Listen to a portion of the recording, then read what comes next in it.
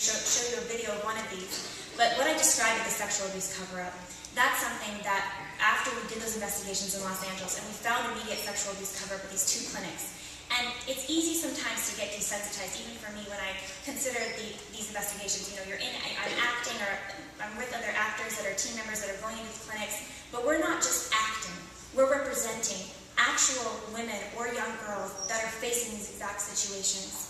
There are 2 cases out of the state of Ohio right now that are ongoing, where there are young girls. One was 13, impregnated by her 21-year-old soccer coach. The other one was an underage girl who was the victim twice of an incest relationship with her father. They were brought to Planned Parenthood clinics in Ohio. Instead of Planned Parenthood reporting the abuse, they asked no questions, didn't want to know anything, and sent both of those little girls back into cycles of abuse with those sex predators. These are real cases. These are real women, whether it's the real woman that's being lied to in the clinic or it's the real young girl that's a victim of sexual abuse. So when we did these projects, we tried to get really inside of their skin and really try to understand the positions that they were in when they might have gone through this so that we could best act before the abortion counselors in these Planned Parenthood clinics and best represent them.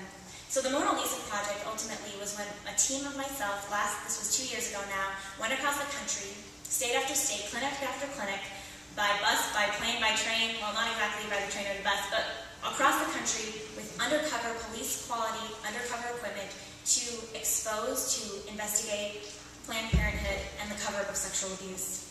We've now released 11 different clinics in different states across the country that show the same thing, the sexual cover-up of girls as young as 13 years old. We have all of these videos online, it's all documented. When we started to release these videos, we started in Indiana, we started in your state. We started in Bloomington, then we went 90 miles away to Indianapolis. We released 2 videos within 2 weeks, both of them showing 2 of your major abortion Planned Parenthood clinics covering up the sex abuse of who they thought was a 13-year-old girl by who was reportedly a 31-year-old man. One of the employees was fired. One of the employees was suspended. One of the employees was suspended and then resigned.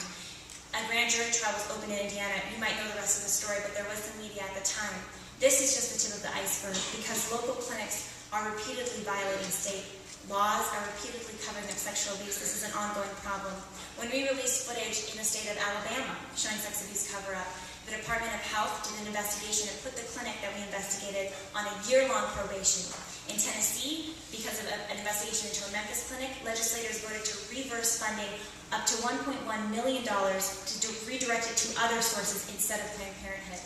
These were some of the results of the videos that we released, but at the end of the day, as many of you probably already know, Planned Parenthood is receiving hundreds of millions of tax dollars at the state level, at the local level, and at the federal level.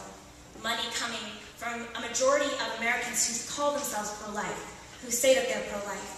This should not stand, this cannot stand, and all the more need for more education and more of these videos, more of this truth to be exposed. So the Mona Lisa project exposed some of the sex abuse cover-up in these different states. The video I'm about to show you, though, is from the Rosa Acuna project, which is the one that we're releasing right now.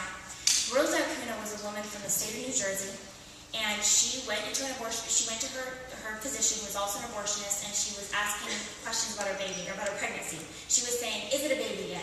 If I have the abortion, would it be killing a baby? Am I pregnant with a baby?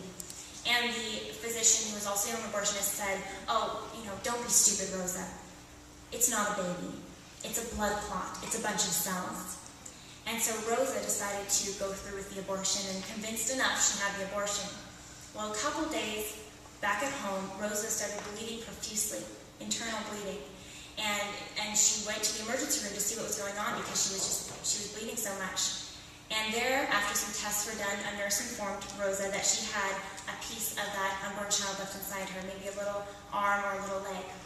It was then that Rosa realized that this first trimester pregnancy matter was not a blood clot or a bunch of cells, as the abortionist had told her, but that it was a human being that had been her child, and that some of it even remained, had been left inside of her.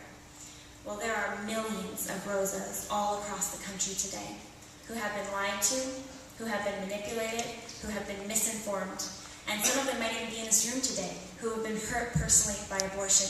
So the Rosa Acuna Project is for those women.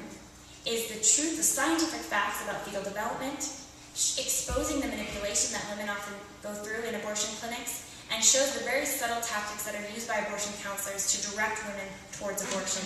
It's also a great opportunity that we have found when we're making these Rosa Acuna videos to have an opportunity where the Planned Parenthood employee might not tell the truth, for us to insert the truth, for us to show the fact about field development that they left out. Because when people are confronted with those facts, then minds and hearts start to change. So now we'll watch the video. This is the last one that we've released, and you can cue up the video now.